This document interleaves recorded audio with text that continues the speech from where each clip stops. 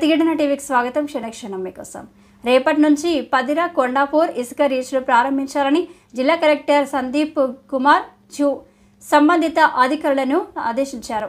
సోమవారం జిల్లా collector Sandeep Kumar zoo సమీకృత జిల్లా కలెక్టర్లు ఇసుక రీచ్ల ఏర్పాటుపై అధికారులతో జిల్లా స్థాయి శాండ్ కమిటీ సమావేశం నిర్వహించారు.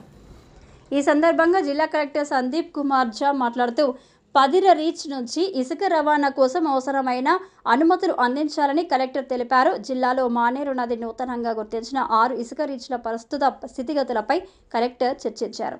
కొండాపూర్ వద్ద ఇసుక కమిటీ సభ్యులు అందించిన నివేదిక ప్రకారం ఇసుక రీచ్ నుండి ఇసుక తరలింపుకు చర్యలు తీసుకోవాలని కలెక్టర్ తెలిపారు. పదిర ఇసుక రీచ్ ప్రారంభించిన తర్వాత వెంకటాపూర్ ఇసుక రీచ్ నిలుపుదలకు చర్యలు చేపట్టాలని అన్నారు.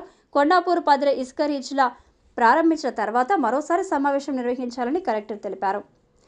వట్టిమాలలో అప్రోచ్ రోడ్డు సమస్యలపై సంబంధిత మండల తహసీల్దార్ నివేదిక అందించాలని కలెక్టర్ తెలిపారు. రేపటి నుంచి కొండాపూర్ 1, పదిర ఇసుక రీచ్ ప్రారంభం కావాలని, దీనికి సంబంధించిన మంజూరు పత్రాలు జారీ చేయాలని కలెక్టర్ సూచించారు.